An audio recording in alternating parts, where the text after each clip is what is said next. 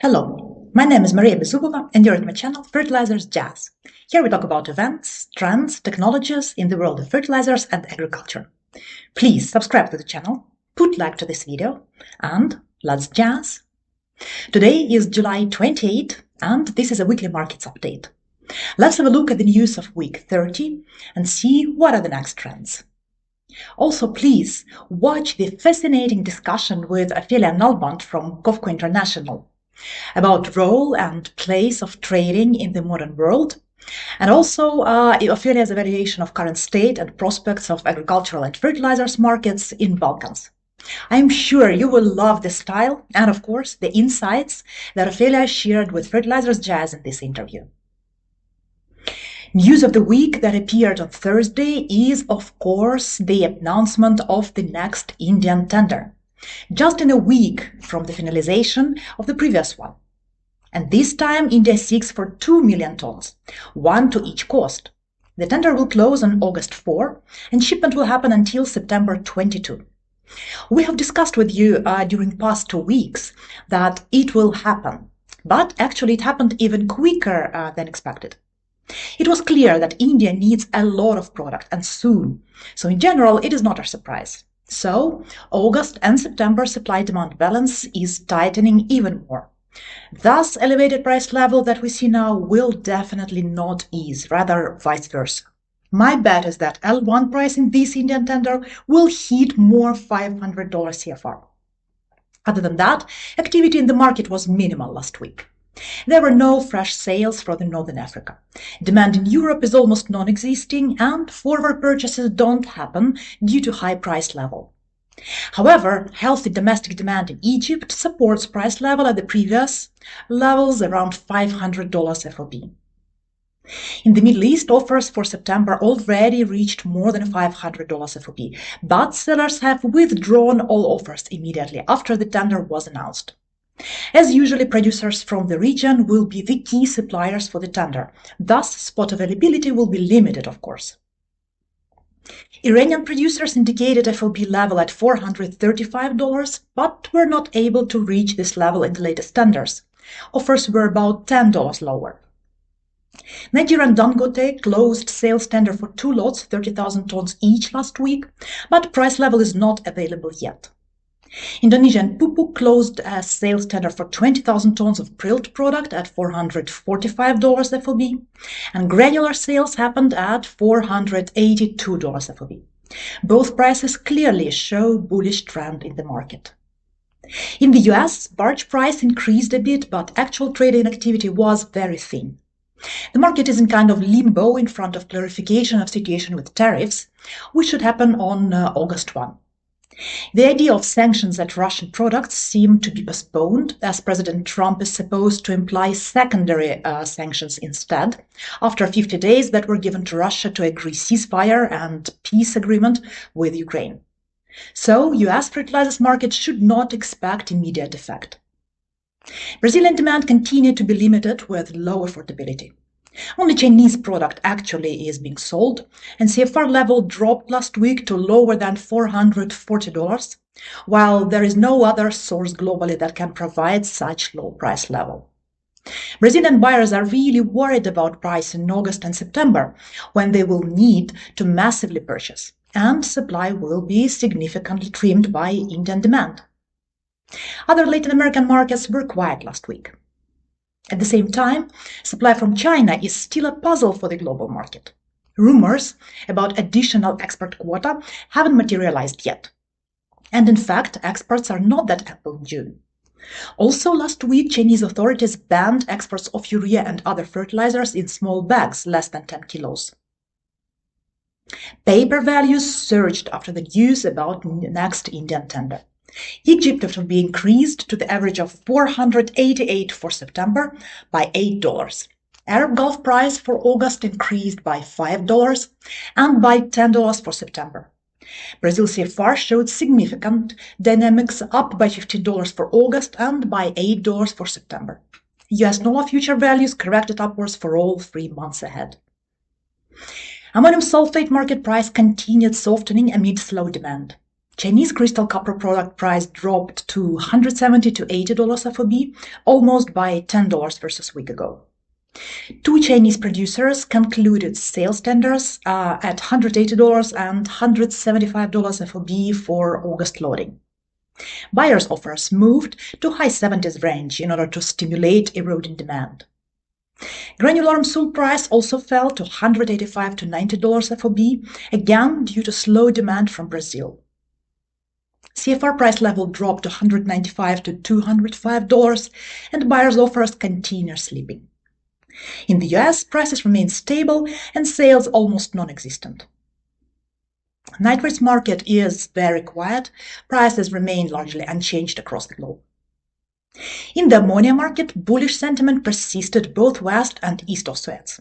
West of Suez, Eurochem purchased US cargo at $530 CFR due to continuous issue with loading of its own material in Ust-Luga. This triggered price level increase in Algeria, where supply issues are still not resolved, to above $500 FOB. On top of that, in Trinidad, there are talks that gas supply curtailments will occur in August and maybe will be pushed to September.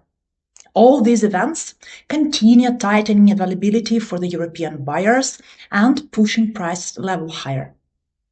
East of Suez in the Middle East, Ma'aden finally is ramping up following the turnaround, and product will be back in the market soon.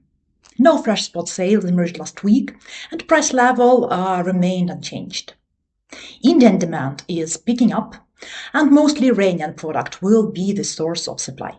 Several cargoes are heading to India already. The market is awaiting new price level in Tampa that will be known this week. As usual, it will form market direction for the month ahead.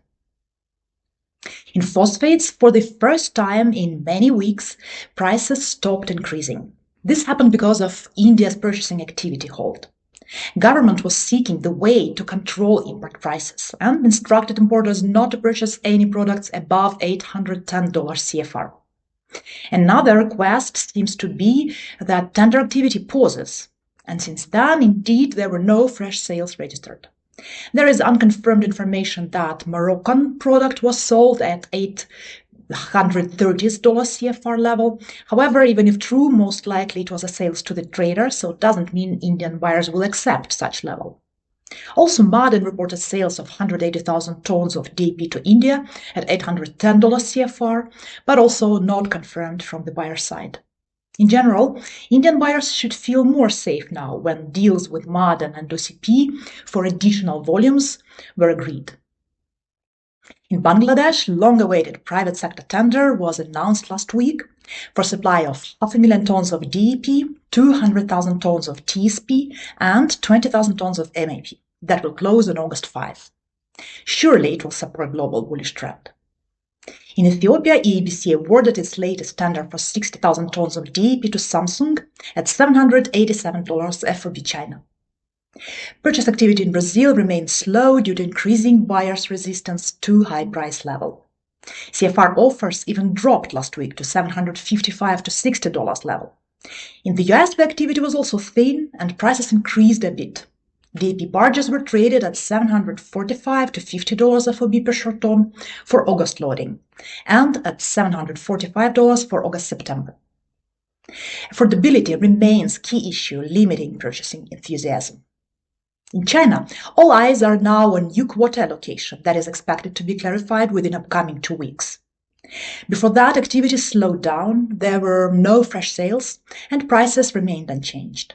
DAP price is valuated at $770 to $80 FOB. Moving to the fundamentals. European natural gas futures fell below 33 euros per megawatt hour as the EU continues to refill storage. Inventories have reached over 65% capacity, putting the bloc on track to meet its 80% target by November 1. To aid the process, European Parliament extended the deadline to reach 90% storage from September to December. Europe has increased LNG imports on the back of weaker demand from China, where imports dropped nearly 20% in the first half year, freeing up global LNG supply. This surplus has helped Europe access more spot cargoes and rebuild its inventories ahead of the winter. US natural gas futures dropped to $3.1 per MMBTU. The forecasts of less intense heat and ample production maintained the pullback in prices, as gas storages were around 6% above the seasonal norm. Also, average gas output reached more than 107 billion cubic feet per day in July, surpassing June's record. Meanwhile, gas flows to the 8 major US LNG export facilities have also climbed in July, up from June, as some units gradually return from maintenance and unplanned outages. Agricultural commodities future prices were all in red again last week. Wheat futures dipped below $5.4 per bushel on Friday, as ample global supply outweighed support from strong US export demand. Despite the price decline, US wheat exports remain solid. Ongoing Northern Hemisphere harvests continued to add pressure, boosting global supply and keeping prices in check. In the US, scouts on a North Dakota crop tour projected hard red spring wheat yields to average 49 bushels per acre, down from 54.5 last year. While North Dakota is a key producer, nearby states are seeing mixed crop conditions. Corn futures dropped to lower than $4 per bushel on Friday. Grain markets definitely lack a bullish story, with the weather nearly ideal for corn production and the prospects for near the record crops. Plus, funds continue to look over at the stock market, which is near all-time highs, and see that as a better investment opportunity. Weekly corn exports were strong last week, and for the year are nearly 28% ahead of last year. However, it isn't enough to chew through the large supplies coming at the market in a meaningful way. Also, last week's announcements from the Trump administration regarding trade frameworks with Japan, South Korea, and some other countries again failed to excite the grain markets. Without a major production issue, there isn't much that could change the trend of the grain markets, except a problem with upcoming South American crops. Soybean futures slipped below $10 per bushel on Friday, pressured by trade uncertainty and subdued export demand. Ongoing trade negotiations and lack of clarity on export outlook continued to weigh on market sentiment.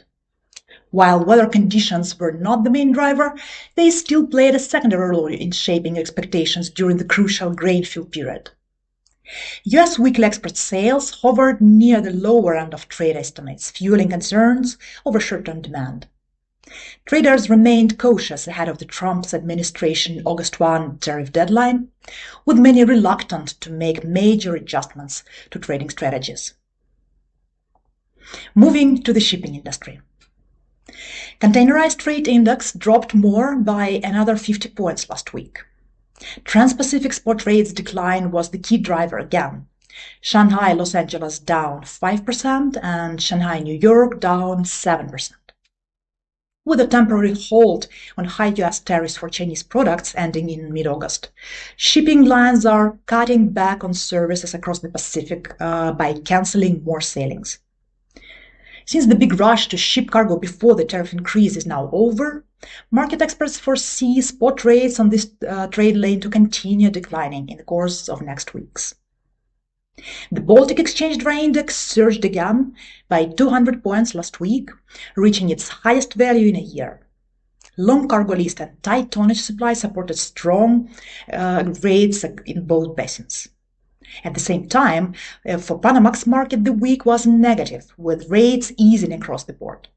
In Ultra-Supramax segment, the week was mixed, rather positive for Asian side, but with little fresh demand at the Atlantic side.